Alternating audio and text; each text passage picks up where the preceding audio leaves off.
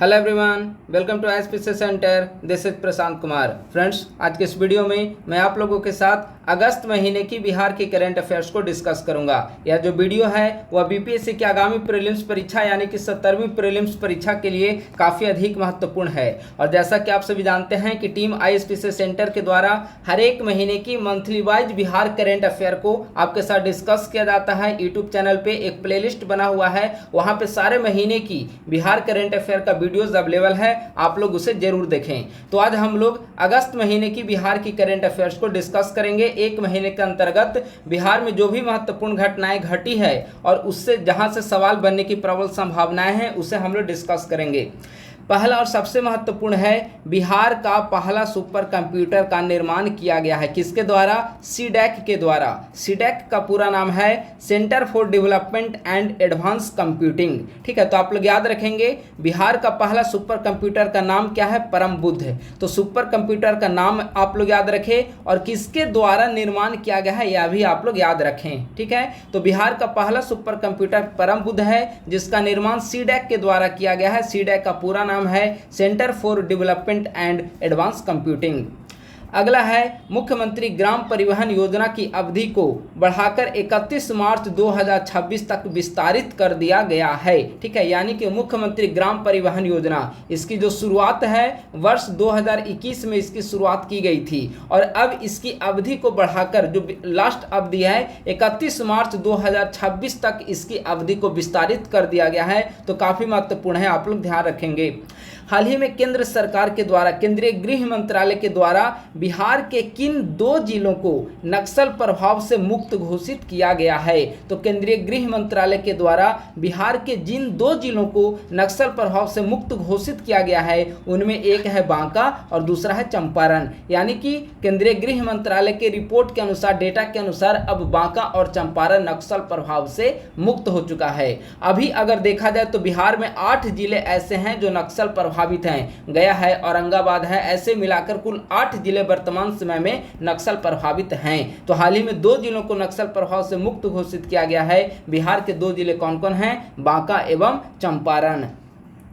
अगला काफी महत्वपूर्ण है, अदानी ग्रुप के द्वारा बिहार के नवादा जिले में 1600 करोड़ रुपए का निवेश सीमेंट उद्योग के लिए किए जाने की घोषणा की गई है। यानी कि अदानी ग्रुप बिहार के नवादा जिले में 1600 करोड़ रुपए का निवेश कर रही है। किस क्षेत्र में? सीमेंट उद्योग के लिए। यह बिहार में किसी भी सीमेंट कंपनी के द्वारा किया गया सबसे बड़ा निवेश है। तो सीमेंट उद्योग के क्षेत्र में बिहार में अभी तक का सबसे बड़ा निवेश अदानी ग्रुप के द्वारा किया जा रहा है और अदानी ग्रुप के द्वारा इंडस्ट्री का निर्माण जो है वह नवादा में किया जा रहा है और कुल इन्वेस्टमेंट 1600 करोड़ रुपए का है। इसका उद्घाटन बिहार के माननीय मुख्यमंत्री के द्वारा 3 अगस्त को किया गया है। हाल ही में मखाना महोत्सव 2024 का आयोजन कहां पर किया गया? तो मखाना महोत्सव 2024 का आयोजन 4 अगस्त को ज्ञान भवन पटना में किया गया है। नई दिल्ली में आयोजित राज्य संग्रहालय सम्मेलन में बिहार के कितने म्यूजियम का चयन प्रस्तुति के लिए किया गया था? तो आप लोग एक बात तो याद रखें कि राज्य संग्रहालय सम्मेलन का आयोजन इस बार कहाँ किया गया? तो राज्य संग्रहालय सम्मेलन का आयोजन नई दिल्ली में किया गया। ठीक है, तो नई दिल्ली में राज्य संग्रहालय सम्मेलन का जो आयोजन किया गया उसमें बिहार के कितने म्यूजियम ने अपनी प्रस्तुति को प्रस्तुत किया है? तो बिहार के कुल 3 म्यूजियम ने अपनी वहाँ पर प्रस्तुति दी है, जिनमें पटना म्यूजियम, बिहार म्यूजियम और बोधगया का म्यूजियम शामिल है। तो बिहार के कुल 3 म्यूजियम शामिल हैं। यहाँ पर एक और इंटरेस्टिंग बात है कि बिहार म्यूजियम को पूर्वी क्षेत्र का सर्वश्रेष्ठ म्यूजियम का अवार्ड प्रदान किया गया है। ठीक है, तो बिहार म्यूजियम को राज्य संग्रहालय सम्मेलन में पूर्वी क्षेत्र का सर्वश्रेष्ठ म्यूजियम का अवार्ड प्रदान किया गया है। अगला है, हाल ही में बिहार सरकार ने ऑस्ट्रेलिया के साथ कृषि एवं गैर परंपरागत बिजली उत्पादन के क्षेत्र में समझौता ज्ञापन हो गया। यहाँ पे ज्ञान नहीं, समझौता ज्ञापन पर हस्ताक्षर किया है। ठीक है, तो हाल ही में बिहार सरकार के द्वारा कृषि एवं गैर परंपरागत बिजली उत्पादन के क्षेत्र में किस देश के साथ समझौता किया गया है? तो ऑस्ट्रेलिया के साथ समझौता किया गया है। देखिए, अगर आप गैर परंपरागत बिजली उत्पादन का क्षेत्र देखेंगे तो सेंट्रल गवर्नमेंट की डेटा के अनुसार केंद्र सरकार के अनुसार बिहार में 16,000 मेगावाट गैर परंपरागत क्षेत्र में बिजली उत्पादन की संभावनाएं विद्यमान है। ठीक है, यहाँ पे संभावना है 16,000 मेगावाट गैर परंपरागत बिजली उत्पादन की, जिनमें से 11,200 मेगावाट जो बिजली उत्पादन सौर की क्षमता है और 3,650 मेगावाट पवन ऊर्जा उत्पादन की क्षमता है। तो यह काफी महत्वपूर्ण डेटा है। तो बिहार सरकार ने ऑस्ट्रेलिया के साथ कृषि और गैर परंपरागत बिजली उत्पादन के क्षेत्र में समझौता ज्ञापन पर हस्ताक्षर किया है। अगर आप लोग नए हैं यूट्यूब चैनल पे तो इसे जरूर सब्सक्राइब कर लें और हमारे टेलीग्राम ग्रुप @ISPCS सेंटर को भी आप लोग ज्वाइन कर लें। ठीक है, यहाँ पर 70वीं बीपीएससी प्रीलिम्स के लिए जो भी महत्वपूर्ण मटेरियल है और अपडेट है आपको इसी टेलीग्राम ग्रुप पर आपको मिलता रहेगा, चाहे वह प्रीलिम्स की तैयारी से संबंधित हो या फिर मेंस की तैयारी से संबंधित। अब आइए अगला है कि केंद्र सरकार ने भागलपुर में गंगा नदी पर 26 किलोमीटर लंबा रेल पुल निर्माण की मंजूरी प्रदान की है। तो याद रखेंगे आप लोग, हाल ही में केंद्र सरकार के द्वारा गंगा नदी पर बिहार के किस जिले में 26 किलोमीटर लंबा रेल पुल निर्माण की मंजूरी प्रदान की है? तो कौन सा जिला है? भागलपुर। हाल ही में बिहार सरकार ने बिहार की राजधानी पटना में 100 एकड़ क्षेत्रफल में खेल गांव सिटी का निर्माण करने की घोषणा की है। यानी कि बिहार सरकार के द्वारा 100 एकड़ क्षेत्रफल में खेल गांव सिटी का निर्माण कहां पर किया जाएगा? बिहार की राजधानी पटना में। अगला एक महत्वपूर्ण अवार्ड है 2024 का श्रीलाल शुक्ल स्मृति इफ्को साहित्य सम्मान से किसे सम्मानित किया गया? ठीक है, तो श्रीलाल शुक्ल स्मृति इफ्को सम्मान 2024 किसे दिया गया? मधेपुरा निवासी चंद्र किशोर जायसवाल को। ठीक है, तो आप लोग याद रखेंगे 2024 का श्रीलाल शुक्ल स्मृति इफ्को साहित्य सम्मान मधेपुरा निवासी चंद्र किशोर जायसवाल को। प्रथम श्रीलाल शुक्ल स्मृति इफ्को युवा साहित्य सम्मान किसे प्रदान किया गया है? तो रेणु यादव को। तो इन दोनों अवार्ड को आप लोग याद रखेंगे। 2024 का श्रीलाल शुक्ल स्मृति इफ्को साहित्य सम्मान मधेपुरा निवासी चंद्र किशोर जायसवाल को और प्रथम श्रीलाल शुक्ल स्मृति इफ्को युवा साहित्य सम्मान रेणु यादव को प्रदान किया गया। अगला है खेल विश्वविद्यालय एवं अकादमी का लोकार्पण बिहार के माननीय मुख्यमंत्री के द्वारा किया गया है। कब किया गया? तो खेल दिवस के अवसर पर। खेल दिवस कब मनाया जाता है? 29 अगस्त को। तो हाल ही में बिहार के माननीय मुख्यमंत्री के द्वारा खेल विश्वविद्यालय एवं खेल अकादमी का लोकार्पण किया गया। कब? 29 अगस्त 2024 को। कहाँ पर किया गया? राजगीर में किया गया है। यह देश का ऐसा इकलौता परिसर है जहां इंटरनेशनल स्तर के 24 खेलों के आयोजन की व्यवस्था की जाएगी। ठीक है, तो काफी महत्वपूर्ण है। खेल विश्वविद्यालय और अकादमी का लोकार्पण राजगीर में 29 अगस्त को किया गया। बिहार खेल विश्वविद्यालय के पहले वाइस चांसलर रजनीकांत को बनाया गया और बिहार खेल विश्वविद्यालय के पहले निदेशक रविंद्रन शंकरन को बनाया गया। तो इन दोनों का भी नाम आप लोग याद रखेंगे। हाल ही में बिहार के कितने जिलों में चाइल्ड लाइन यूनिट स्थापित करने की घोषणा की गई है? तो बिहार के 12 जिलों में बिहार सरकार के द्वारा चाइल्ड लाइन यूनिट स्थापित करने की घोषणा की गई है। अगला है डिजिटल मरीज को देखने के संदर्भ में राज्य में पहला स्थान पर बांका जिला है और डिजिटल मरीज को देखने के संदर्भ में सबसे निचले पायदान पर जो जिला स्थित है वह है भोजपुर। यानी कि डिजिटली रूप से मरीज को देखने के संदर्भ में नंबर 1 पर है बांका और सबसे लास्ट नंबर पर है भोजपुर। तो Banka number 1, Bhojpur last number पे किस संदर्भ में? तो डिजिटली रूप से मरीज को देखने के संदर्भ में। अगला है ब्राजील के रियो डी जेनेरियो में आयोजित खगोल विज्ञान और खगोल भौतिकी 2024 के 17वें अंतर्राष्ट्रीय ओलंपियाड में पानिनी, जो कि हाजीपुर का निवासी हैं, इन्होंने रजत पदक को हासिल किया है। बहुत महत्वपूर्ण करंट अफेयर है। कहां पर आयोजित किया गया है अंतर्राष्ट्रीय ओलंपियाड? तो ब्राजील के रियो डी जेनेरियो में। किस संदर्भ में? तो खगोल विज्ञान और खगोल भौतिकी 2024 के 17वें अंतर्राष्ट्रीय ओलंपियाड का आयोजन किया गया, जिसमें हाजीपुर निवासी पानिनी ने रजत पदक को हासिल किया है। अगला एक काफी महत्वपूर्ण इनिशिएटिव बिहार पुलिस के द्वारा लॉन्च किया गया है वह है सुरक्षित सफर सुविधा।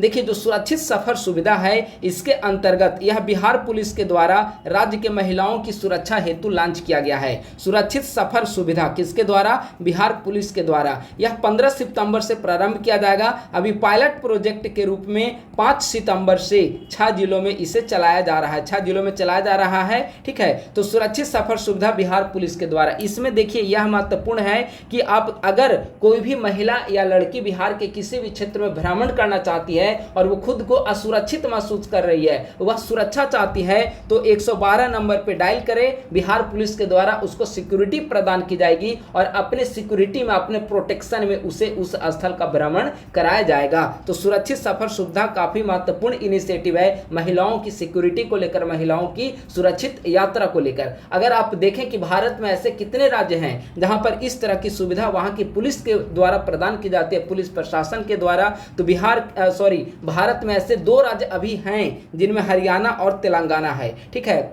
हरियाणा और तेलंगाना में इस तरह की सुविधा पहले से ही पुलिस प्रशासन के द्वारा वहां की महिलाओं, लड़कियों को प्रदान की जा रही है। बिहार सुरक्षित सफर सुविधा लॉन्च करने वाला बिहार देश का 3रा राज्य बना है। ठीक है, तो आप लोग याद रखेंगे सुरक्षित सफर सुविधा किसके द्वारा? बिहार पुलिस के द्वारा। अगला है स्वच्छ जल के संदर्भ में, स्वच्छ जल के पैमाने पर बिहार देश में 3रे नंबर पे है। पहले नंबर पे गोवा, दूसरे नंबर पे हिमाचल प्रदेश। इन दोनों का स्कोर 100 है। ठीक है, लेकिन बिहार का स्कोर 98 है। तो स्वच्छ जल के पैमाने पर बिहार देश में 3रे नंबर पे है। पहले नंबर पे गोवा, दूसरे नंबर पे हिमाचल प्रदेश, तीसरे नंबर पे बिहार। पहले नंबर और दूसरे नंबर पे जो गोवा और हिमाचल प्रदेश है, इनका जो स्कोर है वह 100 है और बिहार तीसरे नंबर पे है जिसका स्कोर 98 है। अगर पूरे देश का राष्ट्रीय स्कोर देखा जाए तो पूरे देश का राष्ट्रीय औसत जो है वह 89 है। राष्ट्रीय शिक्षक पुरस्कार 2024, राष्ट्रीय शिक्षक पुरस्कार 2024 के लिए 2 शिक्षकों का चयन किया गया है। तो बिहार के किन 2 शिक्षकों का चयन राष्ट्रीय शिक्षक पुरस्कार 2024 के लिए किया गया? तो बिहार के डॉक्टर मीनाक्षी कुमारी जो कि मधुबनी निवासी हैं और बिहार के सिकेंद्र कुमार सुमन जो कि कैमूर के रहने वाले हैं। तो डॉक्टर मीनाक्षी कुमारी मधुबनी और सिकेंद्र कुमार सुमन कैमूर, इन दोनों को राष्ट्रीय शिक्षक पुरस्कार 2024 के लिए चयन किया गया है। अगला हाल ही में एक पुस्तक लॉन्च की गई है, काफ़ी महत्वपूर्ण है, बिहार के गांधी नीतीश कुमार। ठीक है, तो पुस्तक लॉन्च की गई है बिहार के गांधी नीतीश कुमार और इंटरेस्टिंग है इनके राइटर देखेंगे तो ये पिता और पुत्री हैं, अशोक चौधरी और शांभवी चौधरी। ठीक है, अशोक चौधरी जनता दल यूनाइटेड से संबंधित हैं और अभी वर्तमान समय में मंत्री भी हैं और इनकी सुपुत्री है शांभवी चौधरी जो कि समस्तीपुर से सांसद है, लोक जनशक्ति पार्टी रामविलास चिराग पासवान की जो पार्टी है उनसे सांसद है। ठीक है, तो अशोक चौधरी और शांभवी चौधरी, इन पिता और पुत्री दोनों ने मिलकर बिहार के गांधी नीतीश कुमार नामक पुस्तक लिखा है। ठीक है, तो आप लोग याद रखेंगे बिहार की गांधी नीतीश कुमार किसके द्वारा लिखी गई है? अशोक चौधरी और शांभवी चौधरी के द्वारा। अगला है बिहार का पहला multi sectoral special economic zone. ठीक है, बिहार का पहला multi sectoral special economic zone कहां पर बनाए जाने की घोषणा की गई है? तो बक्सर के नवानगर और चंपारण के कुमार बाग में। तो काफी महत्वपूर्ण है, one of the most important current affairs related to Bihar. Bihar का पहला multi sectoral special economic zone Buxar का नवानगर और चंपारण का कुमार बाग। बिहार का चौथा एयरपोर्ट कहां पर बनाया जा रहा है? तो बिहार का चौथा एयरपोर्ट बिहटा में बनाया जा रहा है। अन्य जो 3 एयरपोर्ट है पटना, गया और दरभंगा में बनाया जा चुका है। तो बिहार में अब बिहटा को मिलाकर कुल 4 एयरपोर्ट हो जाएंगे। कौन कौन? पहला एयरपोर्ट हो जाएगा पटना, दूसरा एयरपोर्ट हो जाएगा गया, तीसरा एयरपोर्ट हो जाएगा दरभंगा और चौथा एयरपोर्ट कहां पर बन रहा है? बिहटा में। तो आप लोग इसे याद रखेंगे। अगला है बिहार के किस जिले में एमएसएमई टेक्नोलॉजी सेंटर की स्थापना किए जाने की घोषणा की गई है? काफ़ी महत्वपूर्ण है। अभी सेंट्रल गवर्नमेंट में एमएसएमई मिनिस्टर कौन है? तो एमएसएमई मिनिस्टर कौन है? बिहार से रिलेटेड है, जीतन राम मांझी। ये गया से ही सांसद है और इन्होंने एमएसएमई टेक्नोलॉजी सेंटर गया में स्थापित करने की घोषणा की है। 225 करोड़ रुपया इसका लागत आएगा। तो आप लोग याद रखेंगे बिहार के किस जिले में एमएसएमई टेक्नोलॉजी सेंटर की स्थापना किए जाने की घोषणा केंद्रीय एमएसएमई मंत्री जीतन राम मांझी के द्वारा की गई है। तो गया में स्थापित किया जाएगा 225 करोड़ रुपए की लागत से। बक्सर के नवानगर में कोका कोला के बॉटलिंग प्लांट की स्थापना किस कंपनी के द्वारा की गई है, ठीक है। तो बक्सर के नवानगर में कोका कोला के बॉटलिंग प्लांट की जो स्थापना है वह messrs SLMG beverages private limited company के द्वारा वहां पर कोका कोला बॉटलिंग प्लांट की स्थापना की गई है। 8वीं महिला एशियाई चैंपियन ट्रॉफी हॉकी टूर्नामेंट का आयोजन कहां पर किए जाने की घोषणा की गई है। तो हॉकी लीग के द्वारा यह घोषणा की गई है कि 8वीं महिला एशियाई चैंपियंस ट्रॉफी हॉकी टूर्नामेंट का आयोजन राजगीर में किया जाएगा। कब? तो 11 से 20 नवंबर के बीच में। तो आप लोग याद रखेंगे 8वीं महिला एशियाई चैंपियंस ट्रॉफी हॉकी टूर्नामेंट है 11 से 20 नवंबर के बीच राजगीर में किया जाएगा। अभी जो बन रहा है खेल विश्वविद्यालय जो जिसका भी हाल ही में उद्घाटन किया गया है वहीं पे। अगला है पर्यावरण मंत्री प्रेम कुमार ने घोषणा की है कि अररिया के रानीगंज में देश का सबसे बड़ा चिड़ियाघर बनाया जाएगा। तो देश का सबसे बड़ा चिड़ियाघर बनाए जाने की योजना बिहार सरकार की कहां पर है? अररिया के रानीगंज में। बिहार 2027 तक बिहार फाइलेरिया मुक्त राज्य बन जाएगा, ठीक है। तो फाइलेरिया उन्मूलन बिहार में कब तक हो जाएगा? वर्ष 2027 तक। इसके लिए स्वास्थ्य विभाग ने मास ड्रग एडमिनिस्ट्रेशन कार्यक्रम की शुरुआत की है। काफी महत्वपूर्ण है, आपसे पूछा जा सकता है कि बिहार सरकार के द्वारा मास ड्रग एडमिनिस्ट्रेशन कार्यक्रम किस बीमारी के से संदर्भित है या किस लिए लॉन्च की गई है? तो फाइलेरिया उन्मूलन के लिए। और बिहार सरकार के द्वारा फाइलेरिया उन्मूलन का लक्ष्य किस वर्ष तक रखा गया है? तो वर्ष 2027 तक फाइलेरिया उन्मूलन का लक्ष्य रखा गया है।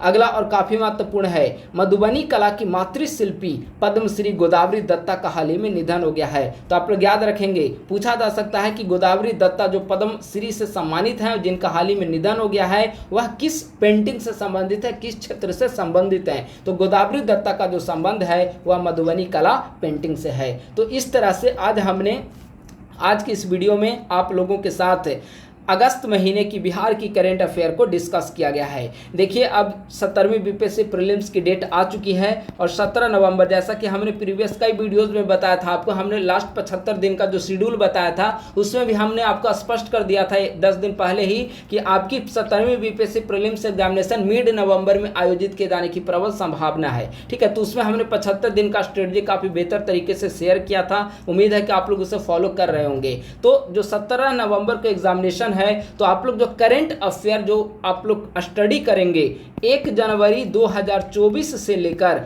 1 जनवरी 2024 से 30 या 31 अक्टूबर जो भी महीना लग रहा हो तो उस 2024 तक, ठीक है। इसके बाद लास्ट का 15 दिन उसको आप लोग स्किप कर सकते हैं। तो इतने महीने का ओवरऑल 10 महीने का करंट अफेयर आपकी जुबान पे होनी चाहिए। जितने मार्केट में महत्वपूर्ण मैगजीन है कोशिश करें कि आप लोग उसे पढ़ लें। हमारे द्वारा बिहार करंट अफेयर का मंथली वीडियोस भी आपके साथ डिस्कस किया जा रहा है। इसके अलावा प्रतियोगिता दर्पण का शॉर्ट नोट्स भी आपके साथ डिस्कस किया जाता है। प्रत्येक महीने की प्रतियोगिता दर्पण शॉर्ट नोट्स का मैं PDF भी आपको अवेलेबल करा रहा हूँ। एक सेपरेट प्लेलिस्ट बना हुआ है, तो प्रतियोगिता दर्पण का शॉर्ट नोट्स आप लोग प्लेलिस्ट में जाकर देख सकते हैं। बिहार करंट अफेयर का भी एक सेपरेट प्लेलिस्ट बना हुआ है, वहां से आप लोग बिहार करंट अफेयर देखते रहिए। इसके अलावा मार्केट में जो भी महत्वपूर्ण मैगजीन्स हैं, चाहे वह एडुटेरिया हो या फिर स्पीडी, एडुटेरिया स्पीडी दो में से कोई एक आप लोग पढ़ लें। और अगर आप डिस्क्रिप्टिव लेवल में पढ़ना चाहते हैं तो प्रतियोगिता दर्पण की वार्षिकांक आई है उसे भी पढ़ सकते हैं या फिर परीक्षा मंथन को भी ले सकते हैं। हालांकि परीक्षा मंथन के भी शॉर्ट नोट्स को